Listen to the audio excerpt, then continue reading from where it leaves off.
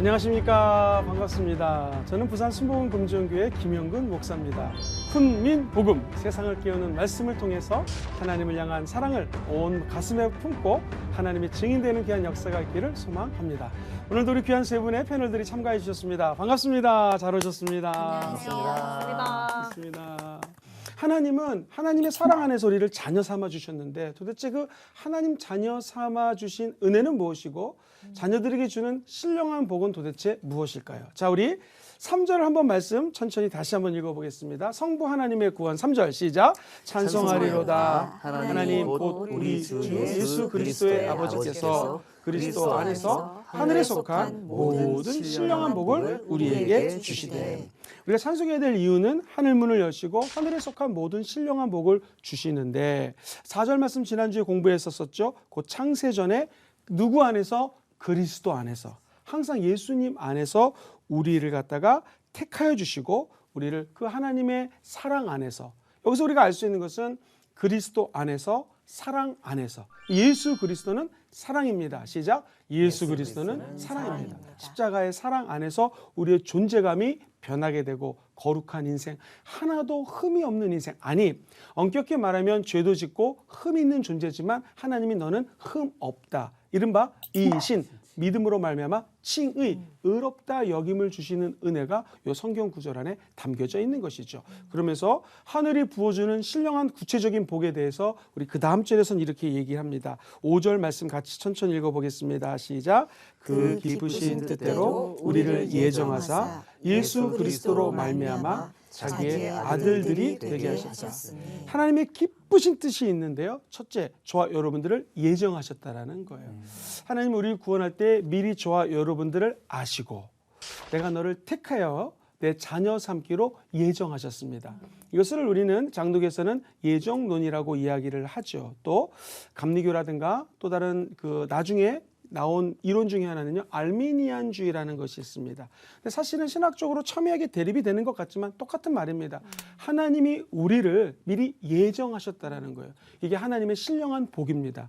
또한 우리 인간이 자아의지가 있잖아요. 선악과 따먹으면 안 된다, 따먹으면 안 되죠. 이게 자아의지거든요. 근데 우리 자아의지로 하나님 나를 구원해 주시면 감사합니다, 내가 하나님의 은혜의 세계로 좀 점프해서 들어가겠습니다. 즉 세상 죄를 버리고 하나님을 향하여 달려가겠습니다. 세상 등지고 주님을 바라보겠습니다 라고 하는 자아의지가 필요합니다.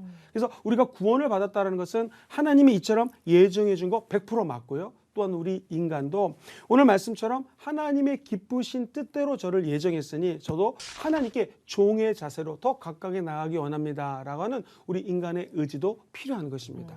4절에는 이렇게 또 나오죠. 너를 사랑 안에서 거룩하고 흠이 없게 하려고 하는데 그게 우리 인간의 힘으로 안 되니까 5절에 다시 보시면 그리스도로 말미암아 자기의 뭐가 되게 하셨어요? 아들들이 되게 하셨다. 하나님은 농담 삼아 아저씨가 아니라 아버지라고 얘기합니다. 애가 울면 옆집 아저씨는 지나가죠. 근데 우리 하나님 아버지는 아버지이기 때문에 우리를 안아주시고 품어주시고 다시 일으켜 주신다라는 거예요. 그것을 로마서 8장에 보면 성령님은 우리의 연약함을 도우시나니, 우리가 마땅히 기도할 바를 알지 못하지만 마음을 감찰하시는 분, 그게 하나님이시거든요. 그 하나님 앞에 우리의 기도 제목을 하나님의 뜻에 따라 아뢰주시는 분이 우리 안에 계신 성령 하나님이라고 이야기를 합니다. 다시 말해서 하나님은 우리를 절대로 외면하거나 버리지 않고 자녀 삼아주시는 기쁘신 뜻이 있었다라는 거예요. 그래서 많은 사람들이 하늘 문이 열리고 신령한 복을 준다고 생각하면 오해하는 게 물질의 축복이라든가 혹은 건강이 안 좋아서 건강의 복을 받는다라든가 이런 눈에 보이는 가시적인 축복을 목말라 하는데, 실제적으로 신령한 복이라고 하는 것은 보이지 않는 것들이 있습니다. 예를 들면 오늘 읽었던 말씀처럼 하나님의 자녀가 되는 것, 눈에 보이지 않지만 천국 가면 알게 되죠. 하나님의 자녀가 얼마나 값진 것인지. 예수 믿으면 우리의 생각 바뀐 거 눈에 보이지 않지만 아까 말씀하신 것처럼 그 어려운 시간 속에서 아버지 하나님 하는 순간에 얼마나 많은 생각이 갑자기 그냥 페이드 아웃 되면서 싹 사라져 버리고 새로운 생각이 들까요? 이것이 하나님의 자녀된 보이지 않는 세계의 축복이라는 것이죠. 신령한 복은 보이지 않는 복을 의미하는 것입니다. 그래서 예를 들면은 믿음이 보입니까? 보이지 않아요. 12년 동안 혈류병을 앓았습니다. 그 당시에는 전염병이라고 여겼기 때문에 혈류병 환자가 사람들 앞에 나타나면 얘 감이 어디라고 이렇게 얘기를 합니다. 근데 그 여인이 어느 날 의사도 많이 만나봤지만 치료받을 수가 없었고 수없이 많은 사람들을 만나봤지만 치료가 임할 수 없었습니다. 근데 그날 예수님이 자기 마을에 온다라고 하는 소문을 들었습니다. 믿음은 들음에서 나고 들음은 그리스도의 말씀이죠. 사람들이 이야기하는 얘기를 들으니 그리스도는 주시고 아픈 자를 위로하시고 상처받은 자를 치료하신다고 하셨습니다. 그 복음이 그 여인의 귀에 들렸습니다. 갑자기 믿음이 생깁니다. 내가 우리 예수님의 뭐를 만지면 나을 거라, 옷자락이라도 만지면 나음을 입겠다라는 생각이 들었고, 이 여인의 마음의 믿음을 따라 실제로 행동으로 옮깁니다. 자기가 나타나면 사람들이 다 싫어할 것을 알았지만 이 가련한 여인, 치유를 앙망하는 여인, 구세주 예수 그리스도의 옷자락을 만집니다. 누가 내 몸에 손을 댔고 내 몸에서 영적인 능력이 나아갔다. 무슨 일인가 라고 주변을 둘러보자. 주님, 이렇게 사람들이 많은데 수많은 사람들이 예수님을 지금 터치하지 않습니까? 우리가 어찌 알겠습니까? 아니다, 내 몸에서 능력이 나갔다 했을 때 이 여인이 무릎을 꿇습니다. 그리고 진짜 신령한 복은 무엇인가? 하나님께 받은 은혜를 우리 주님께 고하는 것입니다. 주님, 내가 이런 일이 있었고 수많은 의사를 만나봤고 돈이 굉장히 있었던 걸로 추정이 됩니다. 왜냐하면 모든 돈을 다 허비했노라. 병 고치기 위해서 돈을 다 썼다는 것은 가난한 사람은 아니었던 것으로 우리가 생각을 해요. 그 여인이 이렇게 애를 썼지만 병 치유가 되지 않았습니다. 주님을 만나는 순간에 내 몸에 흐르는 혈류가 갑자기 치료가 되었습니다. 이게 믿음이죠. 신령한 복은 믿음을 가지고 주님을 만나자 우리의 생각이 치유가 되는 것처럼 우리 안에 있는 몸 질병까지도 치유될 수 있는 신령한 복입니다. 다시 말해서 보이지 않는 믿음. 그리고 이 말도 보이지 않지 않습니까? 주님, 내가 여차저차 해서 주님 때문에 치유됐습니다. 감사합니다. 우리 주님이 네 믿음이 너를 구원했다.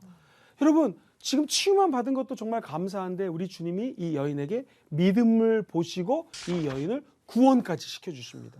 다시 말해서 병 치유는 이 땅에서 필요한 거지만 저 천국의 영원한 복락을 누릴 수 있는 길을 우리 주님이 제공해 주신 것이죠. 1+1을 주시죠. 1+1입니다. 가장 좋아하는 1+1. 가장 좋아하는 거. 그러니까 사실 구원이라는 것은 1 플러스 알파와 오메가가 되는 거죠. 왜냐면 천국 가면 뭐 어떤 일이 있을지 모르지. 그렇죠. 병 고친 건 하나밖에 안 되지만 그 병에 대한 감사의 입술의 고백이 우리가 구원까지 연결해 준다라는 것. 요거를 계획해 분이 바로 하나님 아버지라는 것입니다. 우리 찬송자매님이 좋은 얘기를 했기 때문에 한 가지 더 얘기하겠습니다. 문둥병 환자, 한센병 환자 10명이 치유가 됐습니다. 그런데 다 유대인으로 예상이 되는데요. 다 어디론가 뿔뿔이 흩어졌습니다. 한 사람이 성경에 보면 길을 가다가 길을 돌이킵니다. 그리고 다시 예수님께 와서 주님, 제가 이래서 치유가 되었습니다 하자 주님이 너무나 기뻐하시면서 9은 어디 갔느냐. 오늘날도 똑같습니다. 많은 사람들이 하나님의 구원에 대해서 당연하지, 내가 예수님 믿는 집안에서 태어났어, 나 초등학교 때 중고등학교 때 수련회 가서 구원의 감격 체험했어 라고 할 뿐이지 실제로 나를 구원해 주신 하나님을 내 입술로, 내 생각으로, 내 믿음으로 감사하는 사람이 별로 없다라는 것이. 주님은 이 이방인 이 와서 자기의 감사하는 모습을 보고 너무나 기뻤습니다. 그러면서 역시 이 병을 치유해 줬을 뿐만 아니라 구원까지 은혜를 주시는 것입니다.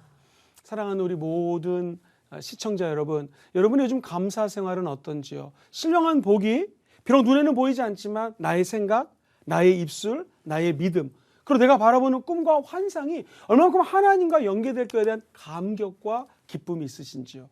오늘 만약 내 삶에서 이런 보이지 않는 것들에 대한 감사가 없어졌다면 하나님이 우리에게 베푸는 구원이라고 하는 은총의 세계에 점프해서 들어가시고 하나님께 날마다 감사로 간증하는 저와 여러분 되기를 주의 이름으로 소망합니다. 하늘의 신령한 복, 아파트 당첨되는 것, 없던 땅이 갑자기 생기는 것, 이런 거 아닙니다. 온유한 자는 복이 있나니 내가 땅을 기업으로 주리라. 그래가지고 땅을 진짜로 여러 가지 부동산 투기라는 말로 생각하는 사람들이 있는데 그런 의미가 아니죠. 진정한 구원의 메시지는 하늘의 신령한 복인데 그것은 아버지를 내 입술로 고백하는 것이고 생각이 어려울 때마다, 짜증이 날 때마다, 믿음 떨어질 때마다 보이지 않는 세계에 눈을 뜨는 것, 이것이 바로 영성이요 신령한 하나님 주시는 은혜라는 것입니다. 이것이 임하면 전체적으로 이것이 주님 주신 은혜이기 때문에 하나님의 평강이 보너스로 따라오는 것이죠. 그래서 너에게 은혜와 평강이 있을지어다. 사도 바울은 얘기를 한 것입니다. 지난주에 그 찬송하리로다 했던 게 떠오르네요. 네, 그렇죠. 하나님을 내 입술로 찬양했더니 은혜와 평강이 따라오듯이 하나님의 구원 계획도 찬양하고 감사할수록 더 큰 은혜가 임한다라는 것입니다. 만약에 우리 딸이, 우리 수정 아나운서님의 딸이 엄마 칭찬을 막 하고 다녀요. 근데 어느 날 우리 딸이 날 칭찬했다는 얘기를 옆집 아줌마를 통해서 들었습니다. 얼마나 기쁩니까? 하나님도 똑같은 것이죠. 하나님을 자랑하고 다니는 자, 찬양이죠. 하나님 구원에 감격하는 자, 그 입술로 고백하는 자, 하나님 들으시면 얼마나 기쁘시겠습니까? 아마 엄마는 딸이 그 얘기를 했다는 걸 알고 모든 거 다 사주고 싶은 것처럼 하나님 아버지도 아버지이기 때문에 하늘의 신령한 복을 부어주시기를 원한다라는 거예요. 참 재밌죠? 그렇기 때문에 우리가 늘 하나님 아버지 자랑, 믿음으로 입술로 고백하기를 주님의 이름으로 소망합니다. 그 다음 구절 한번 볼까요? 우리 성경 형제님이 너무나 은혜를 많이 받고 계시니까 그 은혜 받는 목소리로 한번 읽어주시죠. 6절입니다. 이는 그가 사랑하시는 자 안에서 우리에게 거저 주시는 바 그의 은혜의 영광을 찬송하게 하려는 것이라. 여기 보면은 그가 사랑하는 자 안에서 우리에게 어떻게 줬어요?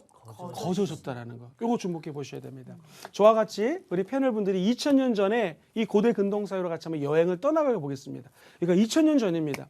제가 너무너무 부자예요. 형언할 수 없는 부자입니다. 근데 안타깝게 아들이 없어요. 그 당시에는 내 아들이 있어야지 이 모든 재산을 물려줄 수가 있단 말이에요. 그럼 나는 어떻게 할 것인가? 수없이 많은 종들 있죠. 헬라어로 둘로스 기억나시죠? 네. 수많은 종들이 있습니다. 그중에 내가 정말로 아끼는 사람 하나 딱 눈에 들어왔습니다. 그 아들의 이름이 김성경입니다. 그러면은 김성경을 여기다 세워가지고 많은 종들이 얘기합니다. 여기 있는 이 아이는 더 이상 내 종이 아니라 나의 아들이다. 이방했다라는 거예요. 어덥션했다라는 거예요. 가지치기 했다라는 것이죠. 가지를 잘라서 접붙임했다라는 것입니다. 원래는 다른 열매를 맺는 가지를 잘라서 예를 들면 감나무에다 접붙임을 했으니 옆으로 비스듬히 잘라서 묶어주면 이제 이 가지에는 감나무의 열매가 맺어지게 되는 것처럼 하나님이 우리를 세상에 있는 우리를 잘라서 흠도 없고 죄도 없는 우리를 예수 그리스도와 함께 묶어주셨죠. 그래서 예수님은 포도나무요, 우리는 가지가 된 것입니다. 그럼 이것은 우리가 한 것입니까? 아닙니다. 농부가 가지를 잘라서 농부가 붙여주셨고 싸매주셨고 우리는 심었을지 모르지만 물을 줬을지 모르지만 자라나게 하시는 분은 하나님이시고 열매 맺게 하시는 분은 하나님이라는 거예요. 그래서 우리가 하나님의 자녀가 된 것은 거저되었다는 것입니다. 김성경이라고 하는 종이 이제 저의 아들이 되었습니다. 그럼 많은 사람들에서 선포합니다. 이제 김성경은 나의 아들입니다. 두 번째, 파티를 엽니다. 이제 이 아이가 내 자녀가 되었다는 거. 축복합니다. 축복합니다. 그러면은 김성경이라는 내 아들은 두 가지가 바뀝니다. 첫 번째, 성이 만약에 아빠가 박씨면 더 이상 김성경 아니에요. 박성경으로 바뀌어야 됩니다. 그죠? 왜냐하면은 저의 아들이 되었기 때문에 더 이상 김씨로 살면 안 되면 박씨로. 만약에 아빠가 하씨면 하씨로 바뀌어야 돼요. 하성경. 우리가 하나님의 자녀가 되었으면 이제 하성경, 하나님 하씨로 바뀐 거예요. 하나님의 이름을 드러내야 되는 거죠. 내 이름이 아니라 하나님의 이름을 드러내야 됩니다. 또 하나, 김성경이라고 하는 사람은요, 예전에 보면은 노예 있잖아요. 노예를 갖다가 어느 정도의 노예를 가축처럼 여겼냐면 노예가 한 명 죽으면 가축 죽은 거랑 똑같이 취급을 했습니다. 우리 김성경이라고 하는 한 크리스찬이 하나님이 지명해서 나를 불러서 값없이 은혜로 자녀 삼았다라고 하는 것은 죄와 허물로 죽을 수밖에 없는 우리고 정말로 마귀 밑에서 종살이 할 수밖에 없는 우리를 예수 그리스도의 십자가를 통해서 하나님이 자녀 삼아 주셔서 신분이 완전히 변화되었다라는 거예요. 그동안 같은 종들처럼 지냈지만 이제는 종들을 다스릴 수 있는 권세가 김성경이라고 하는 하나님 아버지 아들에게 임했다라는 것이죠. 아들이 되면은 이제는 여봐라 내가 뭐가 필요하다 하면 종들이 그걸 갖고 옵니다. 마찬가지로 눈에 보이지 않는 세계 영적인 존재죠. 만약에 이 세상의 어둠의 주관자들과 하늘에 있는 악한 영이 있다고 가정을 하겠습니다. 예전에는 예수 믿기 전에는 그 앞에 벌벌 떠는 나약한 존재였는데 이제 하나님의 자녀가 되면 우리 입술에 권세가 있습니다. 그래서 성경에 보면은 나사렛 예수 이름으로 명하노니 악한 것들은 떠나갈지어다 했을 때 그 말을 듣는 이유는 김성경이란 사람 때문이 아니라 그 아버지 때문입니다. 우리 하나님의 아버지 때문에 귀신도 한 길로 왔다 7길로 떠나가는 것이죠. 그래서 하나님의 자녀가 입술의 권세를 가지고 살아가는 것이 얼마나 귀한지를 깨닫게 됩니다. 이제 김성경은 더 이상 종이 아닌 하나님의 자녀같이 이 돈이 많은 아버지의 자녀가 되었다는 거고요. 아버지의 모든 유산을 자녀가 받듯이 하늘과 땅의 모든 권세를 가지신 하나님의 은혜와 축복들을 우리의 삶에서 이제 누릴 수가 있다는 것이죠.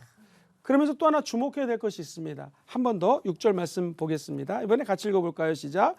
이는 그가 사랑하시는 자 안에서 우리에게 거저 주시는 바 그의 은혜의 영광을 어떻게 해요? 또 찬송하려는 것이다. 우리는 먹든지 마시든지 누구의 영광을 위해서 살아야 돼요? 하나님의 영광. 우리 입술에 그 구원의 은혜를 다시 한번 찬송하기 위해서 하나님이 저와 여러분들을 지명해서 불렀다라는 것입니다.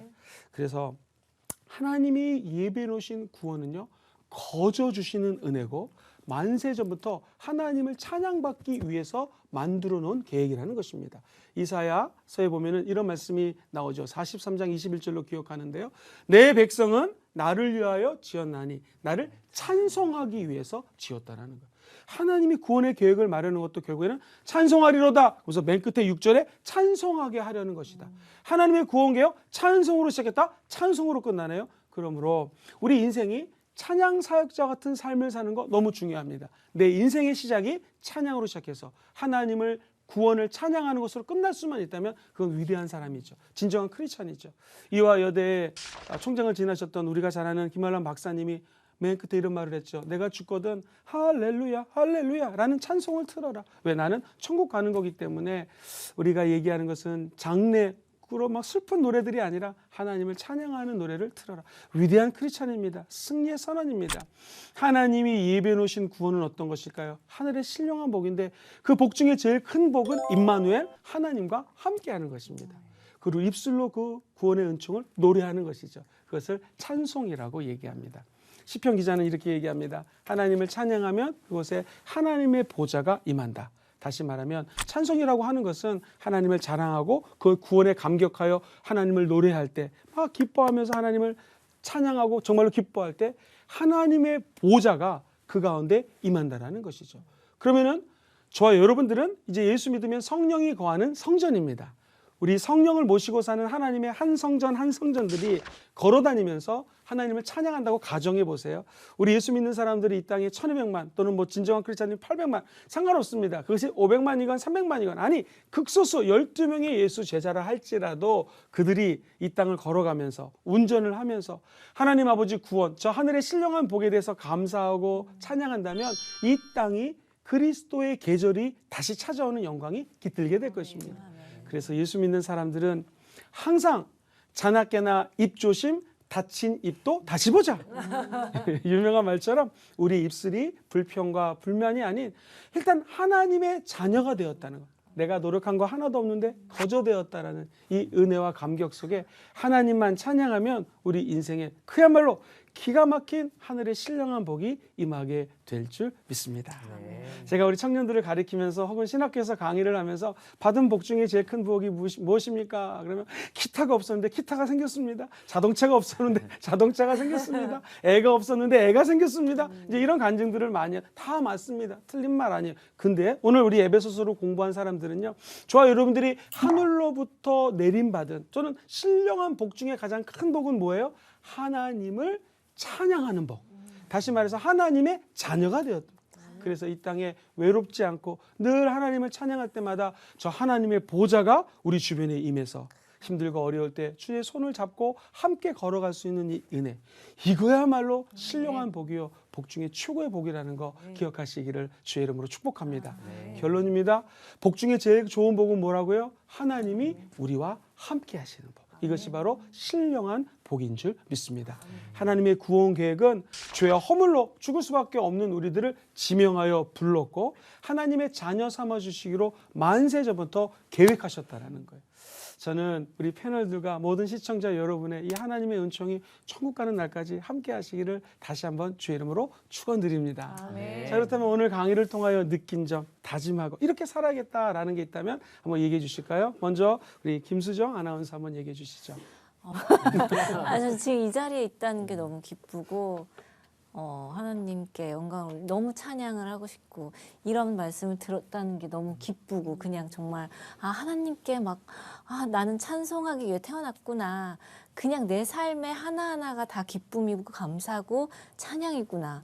이게 너무 지금 크게 와닿아서 지난 다음 주에 그렇겠지만 이렇게 한 주를 정말 살아야겠구나. 내가 이렇게 기뻐하면서 하나님을 찬양하는 이 삶을 보면서 또 한편으론 하나님을 모르는 그 사람들은 얼마나 절망을 하고 세상 가운데 정말 눈에 보이는 것들 때문에 좌절하기도 하는데 나는 정말 하나님 한 분만 찬양한다면 그 모든 것 함께 하시는 분과 이겨낼 수 있겠구나 하는 마음이 들었습니다. 아멘. 아주 귀한 고백을 또 해주셨습니다. 하나님 기뻐하실 줄 믿습니다. 우리 박찬성 자매님.